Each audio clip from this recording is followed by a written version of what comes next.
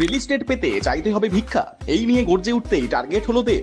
Screening কমিটির meeting থেকে suddenly বেরিয়ে যাওয়া প্লাস নেট দুনিয়ায় ভাইরাল এই আর্টিকেল সেই প্রশ্নই তোলে। প্রসেনজিৎ আর জিতকে ইনডাইরেক্টলি ইনসাল্ট করলো দেব। মিটিং এ যা ঘটেছে তার থেকে কি একটু বেশি রটে গেল? তাই তো মনে হচ্ছে। মিটিং এ দেব একেবারে যুদ্ধ বাঁধিয়ে ফেললে নেক্সট ডে প্রসেনজিতের সঙ্গে দেব ফটো তুলতো, হাক করতো, পার্টিতে জিতের সঙ্গে আড্ডা হতো তার। সুপারস্টারদের মধ্যে কোনো ঝামেলা নয়, নেগেটিভ পাবলিসিটির জন্যই এই সব করা হলো।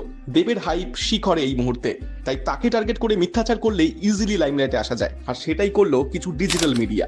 মেজর হলিডে উইন্ডোগুলোতে দেব, জিৎ বা প্রসেনজিৎকে আসতে হলে স্ক্রিনিং কমিটি এর পারমিশন লাগবে। প্রডিউসার তুমি যত বড় কিংবা সাকসেসফুলি হও না কেন, ফেডারেশনের পা ধরে রিলিজ ডেট ভিক্ষা চাইতে হবে তোমায়। That's absolutely not fair.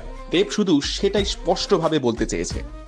প্রডিউসাররা date চাইবে কেন, এইটাই আমি কালকে বলেছিলাম। দেবের stand very much clear. Producer has the right to choose the date. সে প্রসেনজিৎ চ্যাটার্জি হোক, জিৎ হোক, বা যে কোনো প্রডিউসার আছে। What's your opinion on this issue? কমেন্টে লিখুন।